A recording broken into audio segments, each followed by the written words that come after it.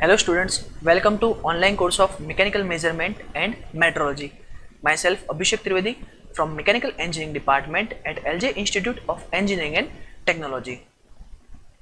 In the previous lecture, we have completed our chapter Linear and Angular Measurement, in which we have already discussed the topic named as angle gauge, the science center, and in the last session of the lecture, we have discussed autocollimator concept and how it will works. Today we are going to discuss the next chapter, that is the comparators. The name suggests comparator means the instrument which is useful for making such kind of comparison.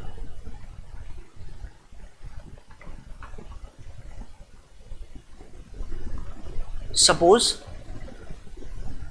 you have to manufacture the shaft having the 10 mm diameter. Suppose you are going to measure the shaft of 10 centimeter diameter and you are hiring, let's say, 6 member or 6 person for the measurement of such value of the shaft. In a single day your company will manufacturing, let's say, 10,000 shafts in the mass production. So I can say that each and every member will get this number of shaft for the measurement. The measurement will be performed by using, let's say, vernier caliper, micrometer, we can say dial vernier caliper, or so on. There are so many instruments for the measurement, but these all instruments are basic, or we can say conventional instrument. What is my requirement? My requirement is, as we all know, that we are not supposed to manufacture the shaft exactly on the 10 centimeter. Suppose we are going to convert this 10 centimeter into mm, then this is 100 mm. So what is the requirement of the firm? That is, whatever the shaft has been generated, the shaft having the value of 100.2 mm and the shaft having the value of 99.8 mm, or the shaft having the value of in between these two dimensions. So whatever the shaft which are going to be manufactured, if the dimension of the shaft will fall in between these two range as well as exactly on these two particular range, all the shaft will be accepted. So what is my requirement? That my requirement is all these 6 person will check that whether the shaft will going to be accepted by the company or not. Because in the mass production era, what we are supposed to do, we are supposed to check whether the product is accepted or not. If it is accepted, then accept it. If it is not in the acceptable range, then reject it simply. So what you are supposed to do to perform such kind of setup, what we have to do, we have to provide some sort of comparators. Now what is the basic requirement? Suppose this is the shaft. To check the dimension of the shaft, what we are going to do, I am going to manufacture a ring. Suppose this is the ring number 1, suppose this is the ring number 2, let's say R1, let's say R2. R1 having the total dimension of 100.2 mm, exactly 100.2 mm, and R2 having the dimension exactly 99.8 mm. If take a single shaft and try to pass this particular shaft from the ring number 1, if the shaft will pass through this ring number 1, I can say that the shaft having the dimension less than 100.2 mm, which is my acceptable range. Suppose it has a dimension more than 100.2, it will not going to pass this particular ring, and I can say that the shaft is oversized shaft and I am not going to accept. Suppose the same shaft will be passed through this particular ring. Suppose the same shaft will pass this line, then I can say that the shaft having the dimension lower than 99.8, which is undersized shaft and which is not going to be accepted. But if the shaft will not passing this particular line, or we can say this particular ring, then I can say that the dimension of the shaft is higher than the 99.8. So I can say that the dimension of the shaft which is lower than 100.2 and which is higher than 99.8. So whatever the dimension is there, I am not concerning about what is the actual dimension of the particular shaft. I am concerned about whether the shaft is accepted or not. So we have manufactured the two different rings for the measurement. These rings are known as a one form of comparators. So guys, what is a comparator? comparator is used to indicate the difference in the size between the standard and the workpiece which is being measured by means of some pointer on the scale and sufficient magnification setup. It does not measure the actual dimension. Mark my words. Comparator will not going to measure the actual dimension. It will indicate the difference between the basic dimension and the actual manufactured size. The figure shows the concept of the comparator. Here we are using the dial indicator, and if I have to check here what is my requirement, my requirement is to check the particular height of this particular point and the height of this particular point. Also I have to check the height of this particular point from some sort of, we can say, a reference line. So what I am going to do, I will use a dial indicator. The dial indicator will move from this point to this point, and if the pointer will not deflected, then I can say that whatever the height has been generated over here, let's say h1 is exactly equal to h2 and is exactly equal to h3. So guys, this is the basic concept of the comparators.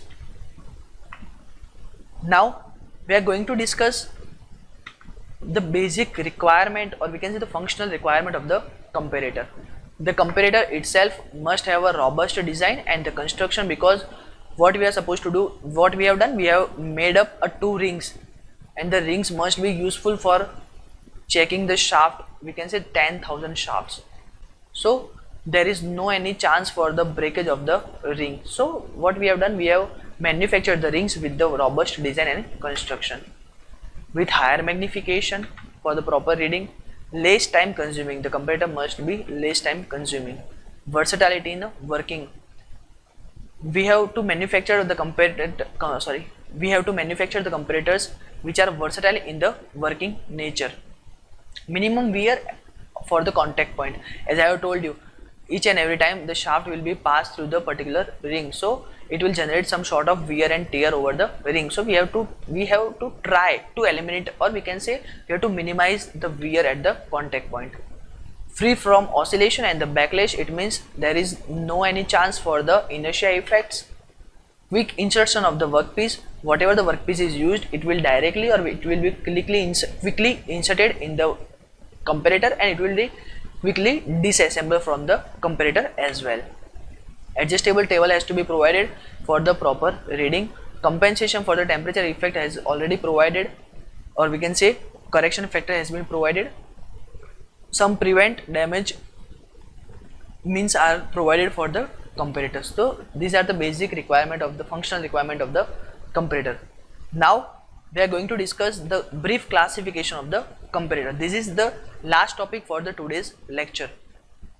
The first or very basic category for the comparator classification, that is the mechanical comparator. The first and very basic category for the classification of the comparator, that is the mechanical comparator. In the mechanical comparator, the basic example of the mechanical comparator, that is the dial indicator, Johansson microcator, sigma comparator, and reed type comparator.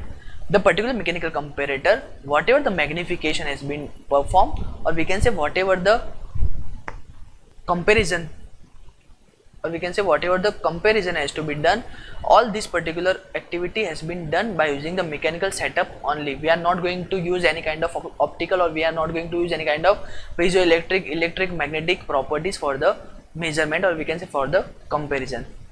The second one, that is the electrical comparator. The electrical comparator itself having the best example of LVDT, linear variable differential transformer. We already discussed what is the LVDT and how it will works. The third one, that is a mechanical optical comparator, that is the fusion of mechanical and optics theory, like optical lever, Jay's optimeter, Jay's ultra optimeter, and Jay's optotest comparators. You are not supposed to learn each and every comparators. What we are supposed to learn, we are supposed to learn only mechanical comparators, which are very much useful nowadays in the mechanical industries. Then we are going to discuss LVDT. Then the next category, or we can say the next classification of the comparator, that is the pneumatic comparator. The pneumatic comparator, the best example of the pneumatic comparator, that is the Solex comparator. The Solex comparator has been made by a company named as Solex. The company is expert in the manufacturing of the internal cylinder for the internal combustion engines. So To check the internal dimensions of the engine cylinders, the company has manufactured the Solex comparator. We are going to discuss the Solex comparator in detail.